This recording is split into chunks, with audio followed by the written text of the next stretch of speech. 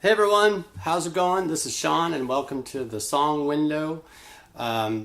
This is a series of tutorials, songwriting tutorials that I've been thinking about doing for quite some time. And if you like what I'm doing, please show your support by, I've got 2 albums on iTunes, New Time and Turn Up the Good. And you can stream them or you can buy them. And I'm also offering Skype lessons for those interested, and all the details will be in the liner notes of the bottom of this video. So I guess what I thought I would do is, rather than take several components of songwriting and talk about them apart from a song, I thought I'd actually take the opposite approach and take particular songs over the course of history that exemplify different aspects of songwriting. And in picking the first one, I just happened to think Human Nature. It's from the iconic album Thriller, as you know. It was written in 1982, and it's credited to John Bettis and Steve Porcaro. So it's actually not credited to Michael Jackson. Bit of history about the song. The story goes that David Paik and Steve Porcaro were living together and writing songs for Quincy Jones, and Quincy would send a messenger by each day to pick up a song. And it so happened that they wanted one more song. They had another song on the album called Carousel, and they weren't entirely happy with it. So this actually was the last song that was selected for that album, and it was on a tape at the very end.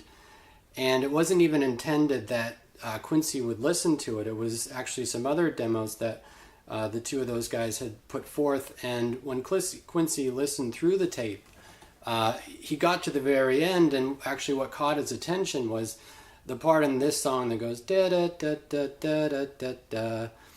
And he just thought that's where we want to go with this album. And when he called them back, David didn't even recognize the song. It was just one of those things. So already there's kind of a takeaway. Number one, document all the things that you write. You never know when listening with fresh ears, or somebody else listening with fresh ears might hear an inkling of an idea that you didn't catch the first time. And it was just one of those funny mistakes that happened. The song it's quite short actually, and there's a lot of material packed into just that short amount of time.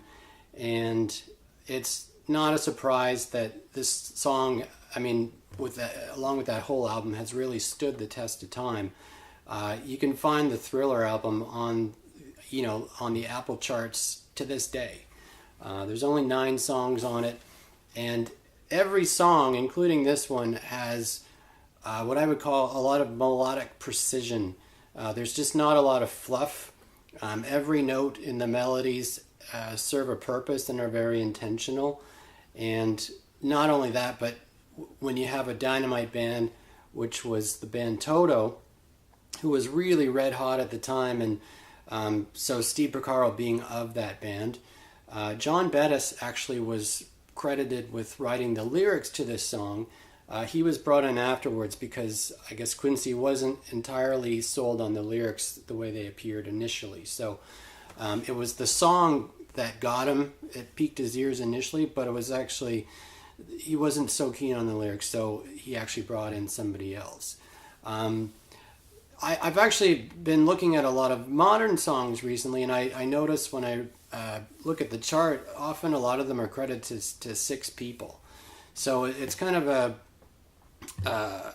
it's a real skill. And, aside from arrangement, aside from good singing, good playing, the craft of songwriting is something that's you learn it over the course of a long time, and you have to make some mistakes, and when you keep writing and you keep writing, you learn not only what sounds good, but you also learn what doesn't sound good. So I'm going to get right to it, and I'm going to talk about some of the I'll just go over some of the main talking points. So I'm going to slip over here, and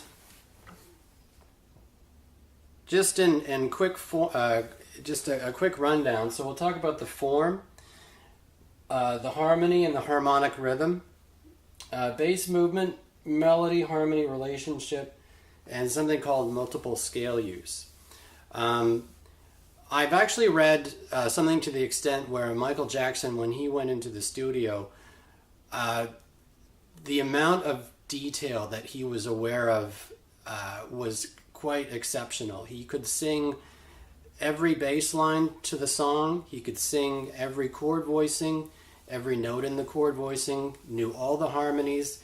And so, these things were just a part of who he was. They don't call him the king of pop for nothing. And it's when you focus on these details that just they amount to the sum total of the song is a whole bunch of little things added up. And they really do make a big difference in terms of quality of songwriting. So I'll first talk about the form of the song. And what I mean by form is we all probably know the different sections, but we've got verses, we've got choruses, but how do we divide everything up? How are they, almost if you could think of plating a dish, you've got the components of the meal, but how you present them can really make somebody's appetite, they can really inspire somebody's appetite or vice versa. So separation of ideas is something that is important in going into a song to get your message across, to allow the listener to experience different emotions, and to give them space to kind of digest what they've just heard. So the song is made up of 4 verses. There's a repetitive chorus, which appears like 4 times total. And then we've got an intro, and that's something that only appears a few times in the song. It happens at the very beginning. It happens after verse 2 or 3. Well, here it is here. So we've got the intro, 2 verses, the chorus, then verse 3, then a chorus, then the bridge, and then it actually the intro appears after the bridge. So then beyond that, we've got verse 4 followed by 2 choruses, and then the outro. So just going back to what the intro is, it's when you put this song on, within about 2 seconds, you know what song it is, and that's a great thing when you've composed something that, without singing or lyrics, it's a really identifiable motif that stands out, that is really the signature for the song, or at least the opening signature. I really like that. I like having songs where within about 2 seconds you know exactly what song it is. So then we've got the verse. Now also notice that the intro is only 4 bars. Each verse is only about 8 bars. Very short. It uses a rhyming scheme. Verses they can rhyme or they cannot rhyme, and they also have a rhythm to them, or at least this song does. So this song has both. It's got the third line and the last line of each verse rhyme, and there's definitely a metric pulse throughout the verse in terms of the melody that he's singing. The chorus is also very short. It's 8 bars.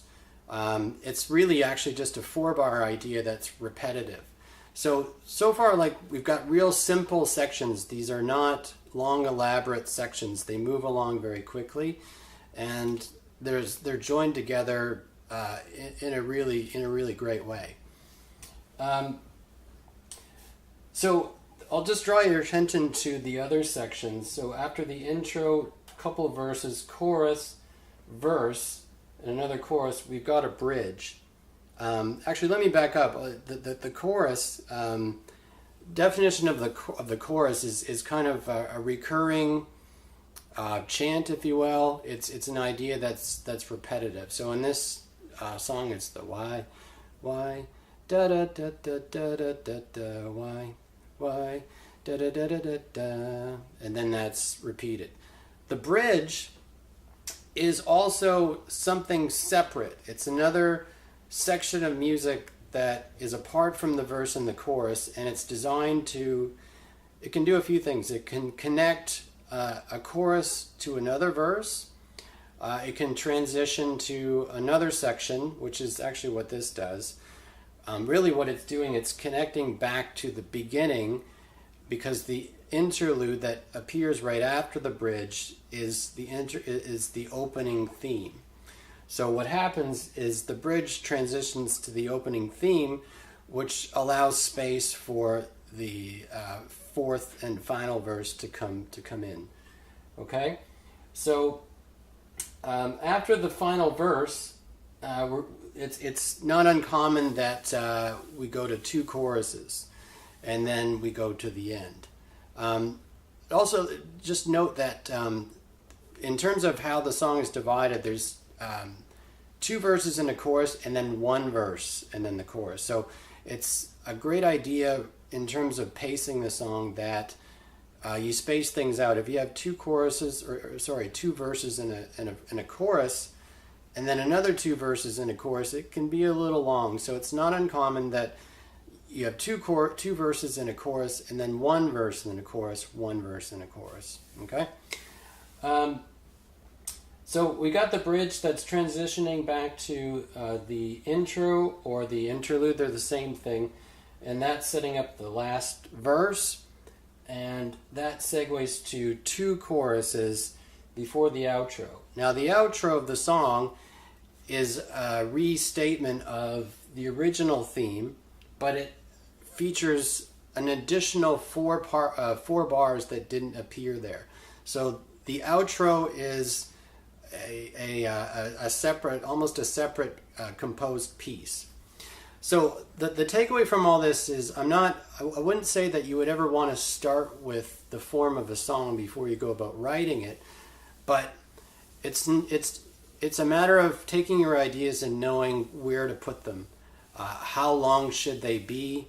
And new sections come about by necessity. When you've repeated an idea enough times, you know, sometimes the song's just crying out for another section.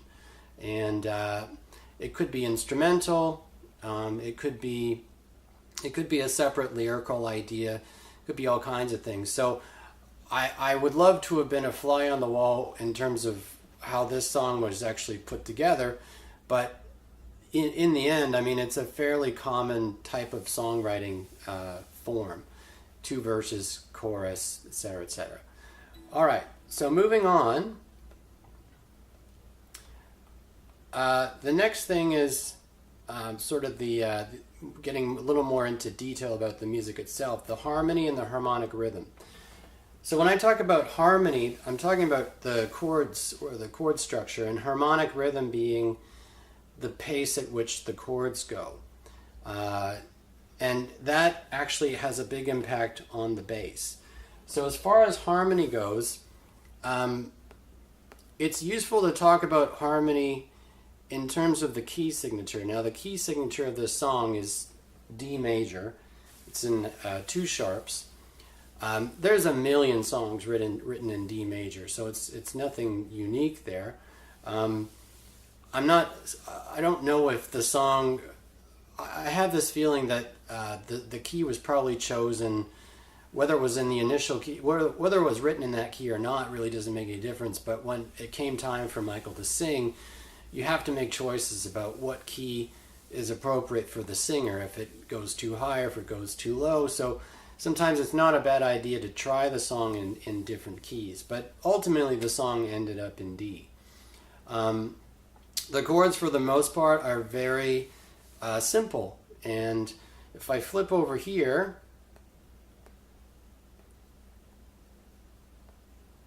in terms of how, if you're writing a song in a major key, how do you know what chords are contained in that key? And there's actually a pattern. It's called the pattern of diatonic triads.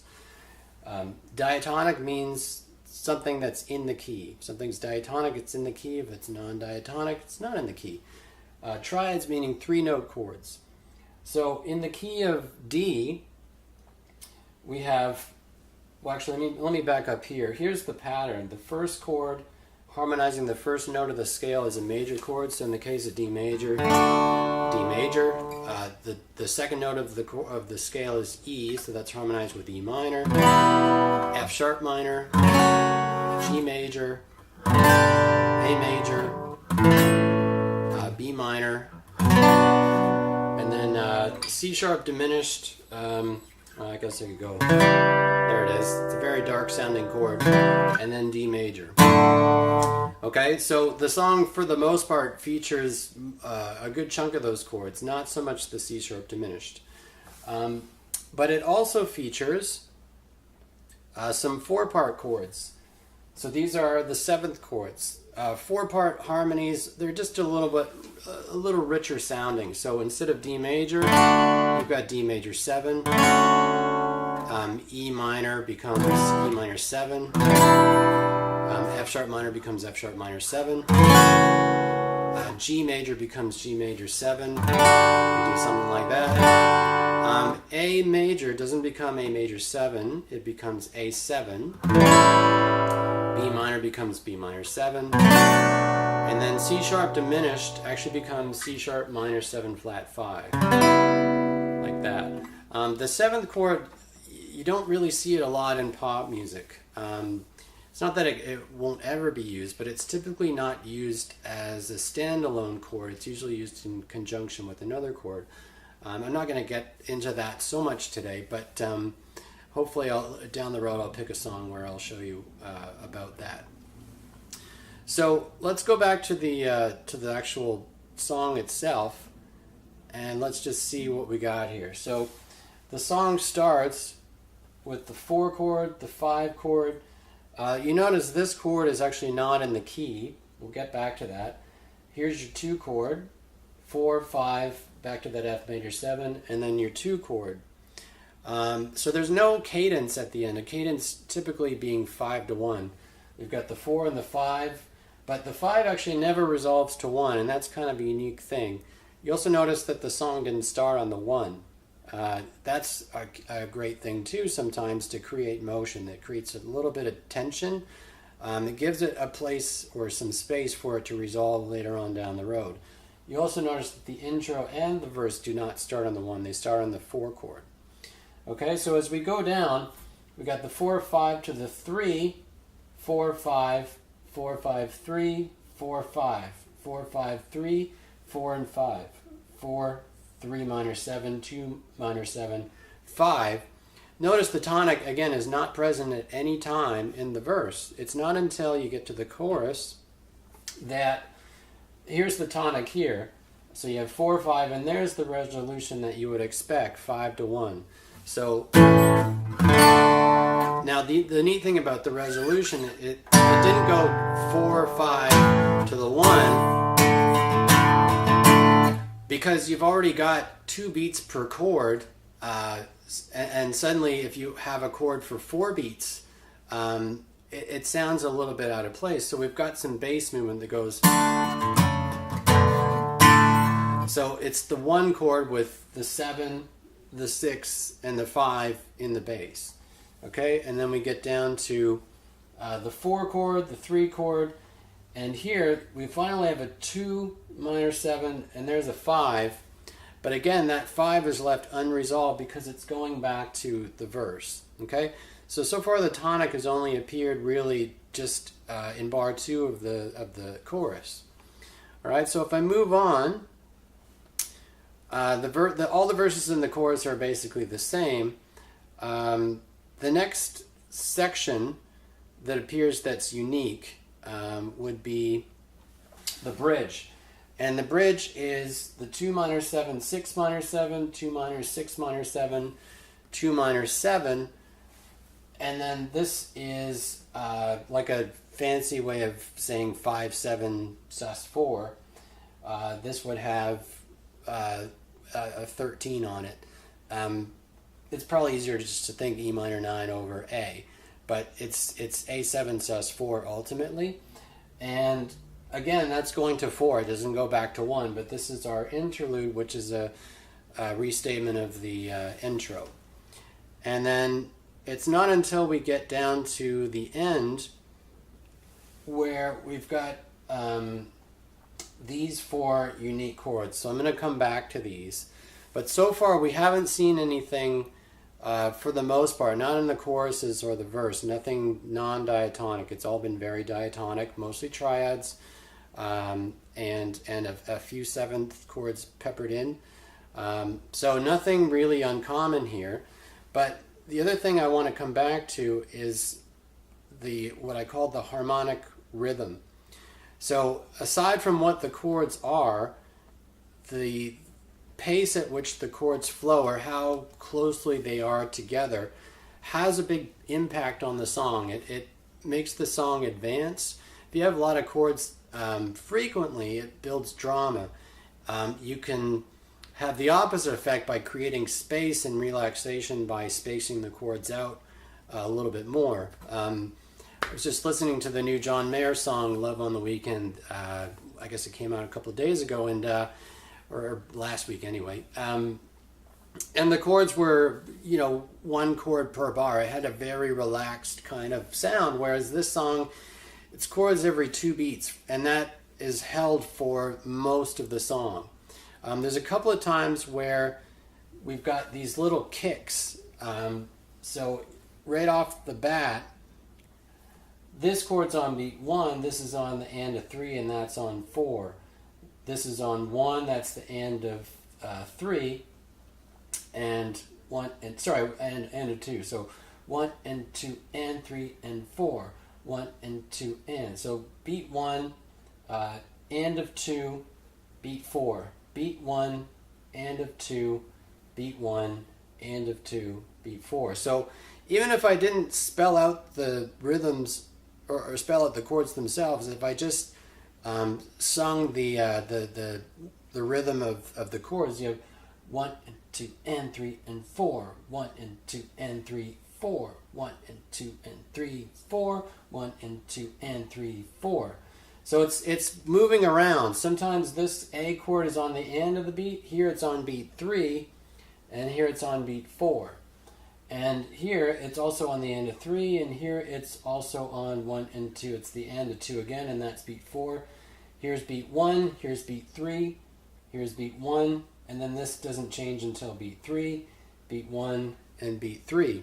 So if I combine that with the bass, 1 and 2 and 3 and 4, 1 and 2 and 3, 4, 1 and 2 and 3 and 4, 1 and 2 and, right? So it's got a groove to it. So these short little chord stabs are a real big it's a real, it plays a large part it plays, I can talk, it plays a big part in the personality of the song.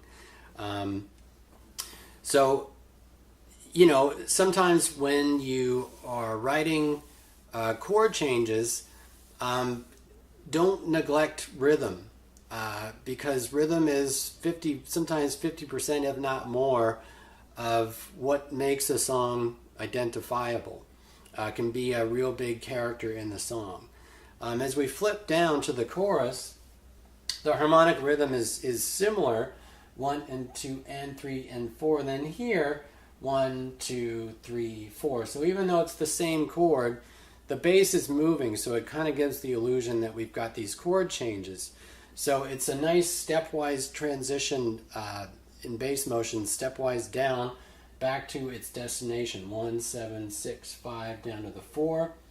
This is 1 and 2 and 3 and 4. Now here for variety, it appears at the end of the 4-bar phrase. This is on the and of 1, and this is on beat 3. So it's 1 and 2 and 3. So you have 1 and 2 and 3 and 4.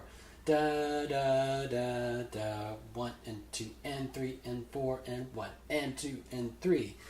So we've got a variety of different harmonic rhythms. The chorus has a few unique things going on it, as does the verse.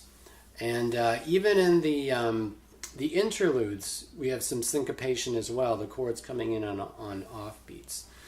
Okay, so that's so the takeaway thus far is not only do you want to necessarily think about the chords that you're using, but think about the pace at which they happen, and adding some little syncopated kicks here and there can really add flavor to the song.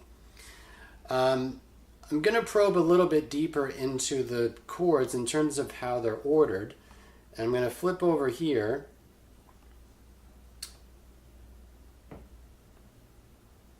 And when you've got a series of chords, they don't all necessarily function the same way. And what I mean by that is there's sort of 3 primary categories of chords. There's tonic chords, subdominant, and dominant. You see here. So tonic chords are the stable ones. They don't necessarily sound like they need to move. They imply stability. They're tonic because they contain scale degree 3, in this case F sharp. Subdominant chords, a little more unstable. They contain scale degree 4. That would include the 2 minor and the 4. And the more unstable ones would be the dominant, containing scale degree 7. So if you go back to the song and you check out the order in which these occur, you'll find this is subdominant, dominant, tonic. Subdominant, dominant, subdominant, dominant, tonic, subdominant, dominant. So you never have really 2 chords of the same function in a row. It's not necessarily better, but it does. It's one of those little things that implies a sense of motion. Tonic chords like to go to chords of less stability, so it's subdominants or the dominants. Subdominants like to go back to tonic, or they can go to dominants, and dominants generally like to go to tonic. However, in this song, the pretty much throughout, the tonic, the dominant to the tonic resolution is delayed. It only happens really one time, and that's right in the chorus, the 5 to 1. So it creates tension by hanging on the 5 chord, and it's almost it's a delayed resolution basically. Okay, and we get into the chorus. We got subdominant, dominant. There's the tonic, subdominant, tonic, subdominant, tonic, and then it repeats. Subdominant, dominant, tonic, subdominant, tonic. There's subdominant, and then this would be dominant, and that's heading back to the verse. But again, the verse starts on 4. So I think it's a real intentional thing that the absence of the tonic chord until one particular spot is sort of the payoff. All right, so not a bad idea to kind of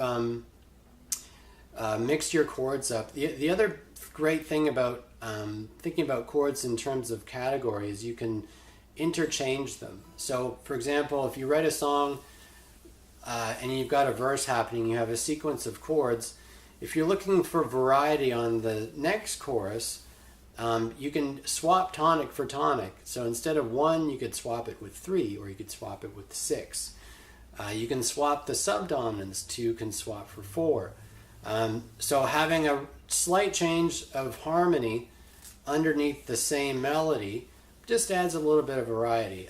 It doesn't necessarily translate for the dominants because the 7 chord is so unstable. It generally wants to move in a different way aside from the primary tonic, or primary dominant, I should say. All right, moving on. going back to my talking points here.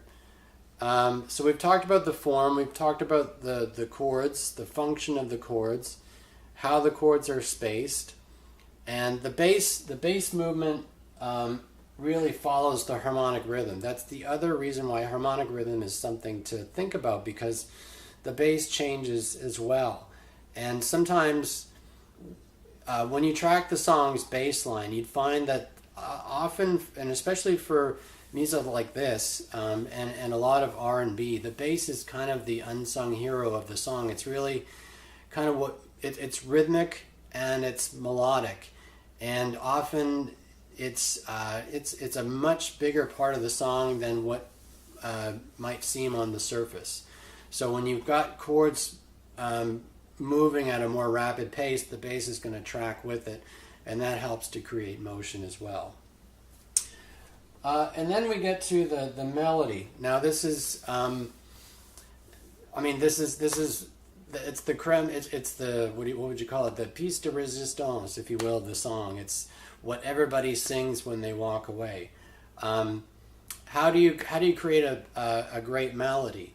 There's no real hard and fast rule to doing it, but if we do look at this song in terms of what's going on melodically, there's a few things that are constant throughout. The first of which is the notes, melodic notes themselves, are chord tones of the harmony. So what I mean by that, you look at the first chord, G. That chord's made of G, B, and D.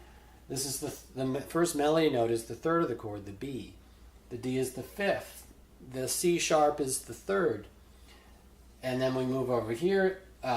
B is the third of this chord. A is the root of that chord. Little passing note here. That's the fifth of this chord. Then we have 3, and that's the 5 of G. Then we've got the third again. Little transition note down to the third of this chord. And then we've got an anticipation. This A is kind of anticipating the next chord here. So pretty much chord tones. The end result is the song. Those are real strong. They're kind of like what Miles Davis used to call the butter notes. They really help complement the harmony. And also, if you end up singing the melody on its own, you'll notice that there's like it just sounds great on its own. You can almost hear the chord changes as they go by. So if I play 4 and 1, 4 and 1, and 4 and 1, 4 and 1. Right? So you can almost hear the chord changes going by. And that's because the notes are real strong chord tones. They imply the sound of the harmonic changes going by. The other thing is the rhythm of the melody. There's space. He doesn't sing a lot of notes. Da da da da da da da da da da da da da da da da da da da. Da, da, da, da. Da, da, da, da, da. So it's very rhythmical. If you took the notes out, there's a real identifiable rhythm to it. So, you know, I think part of the hallmarks to me of a good melody is if you can sing it on its own and you can feel time and you can hear harmony, it's only going to sound better when you put the whole band with it. Whether or not, Steve Porcaro being kind of the one that would have composed the musical side of it, I don't know how conscious or not he is of these things. Some people, it's just intuition. You've just heard so much music and they just have these sounds in their ears and they can just pull them out. But if you've never if you don't have much experience writing music or writing melodies, then you kind of need some techniques to kind of get the ball rolling. So you can see understanding a little bit about harmony and how chords are put together can really impact the melody that you write, because you can get real specific about making a melody that's very smooth sounding, and not to forget about rhythm. So even if you're stuck in a melodic rut, maybe think rhythm, and try to improvise or scat out some rhythms and maybe put the notes after that, or vice versa. Maybe just have a few notes that you hear that sound good on the particular chords, and then you try to improvise some rhythms afterwards. I would venture to guess that a lot of great writers have some sort of ability to improvise, because some of the best results are just when you're thinking off the cuff and you're just throwing out ideas, melodic ideas, scatting ideas, or just playing, even if you're an instrumentalist and playing some lines, sometimes you just catch maybe a bar, a couple of bars of an interesting idea, and then that becomes the framework for the rest of the melody.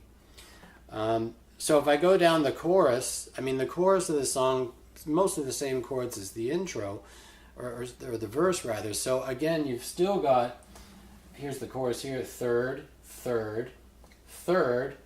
That lands on, this is the root and also the seventh of this, and then this goes down to the bass note of that, and this note goes down to the bass note of that. So there's some synchronization between the melody and the bass movement here, and then we've got third, third.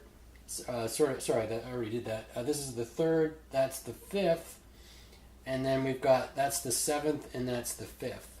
So lots and lots of chord tones. Okay, so the final talking point I'm going to run down is the last one on the list, multiple scale use, also known as modal interchange. If you hang around on guitar forums, which I do, modes, modal interchange, very hot topic. As a songwriting tool, it's really invaluable. I use it quite a bit. Lots of writers use it. It's really not something you probably see it more often. It's fairly common if you look out for it. So it might sound technical, but it actually is used in rock music. It's used in R&B, all kinds of music really. So as it pertains to this music, I'm going to zero in on three particular chords that you'll notice are not in the key.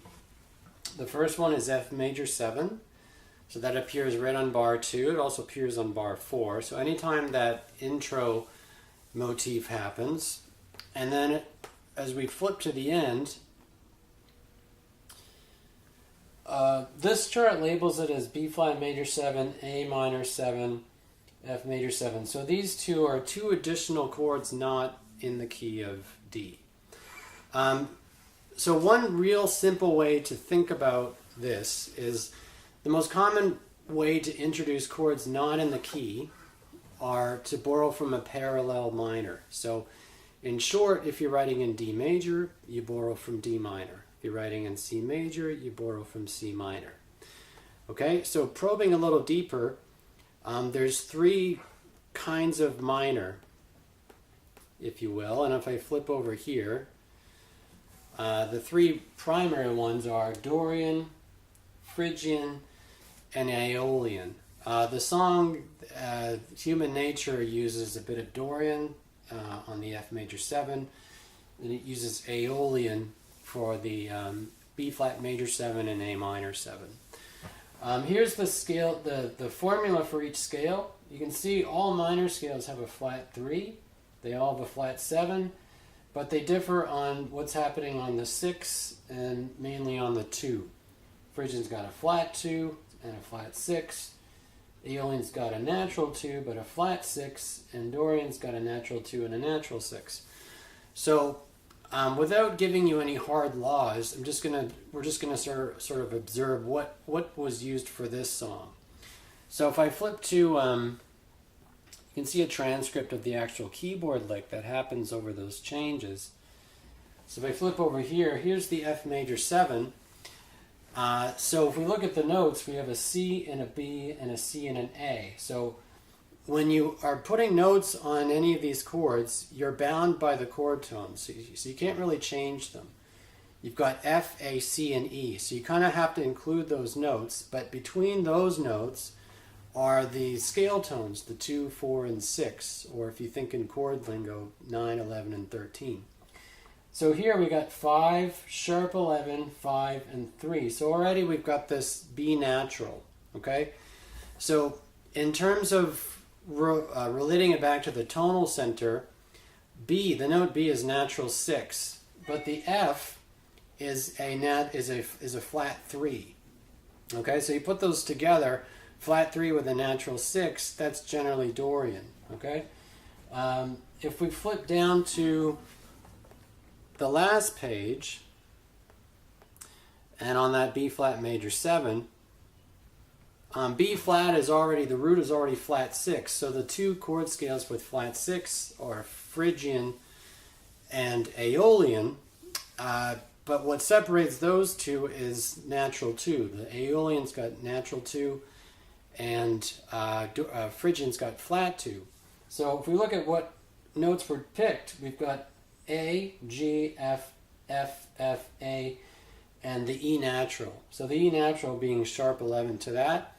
If it was going to be Phrygian, we would have seen E flat, but we've got E natural. So that's Aeolian.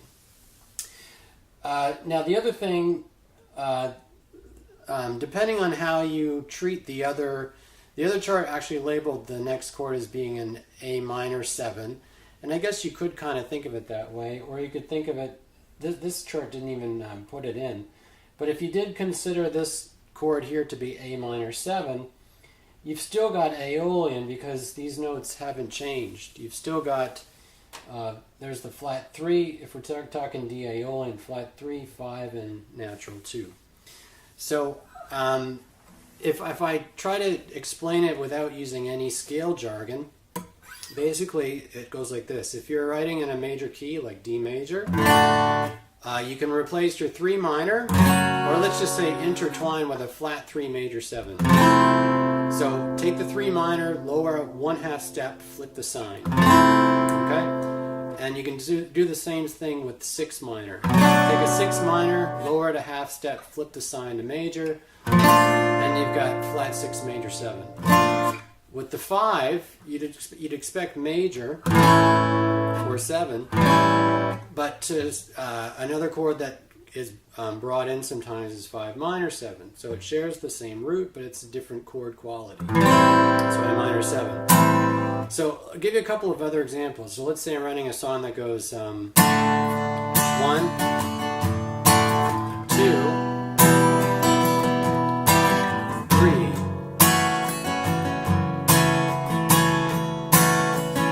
So now I'll go like 1, 2, same thing. And now flat 3 major 7.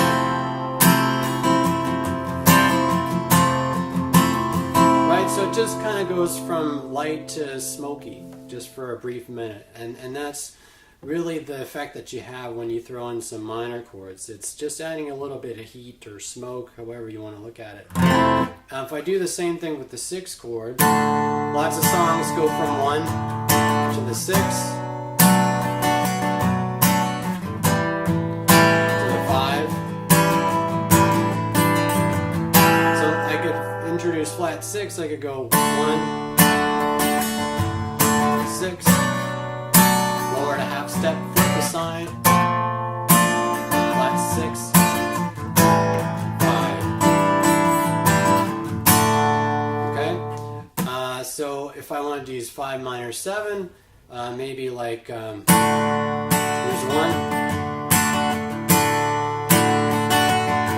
4, 5. Now the next time I'll switch. 1. There's 4. Flat, or 5 minor 7.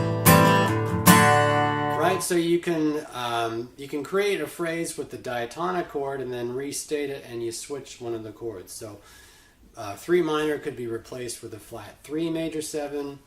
6 minor could be replaced with a flat 6, and 5 major can be replaced with 5 minor.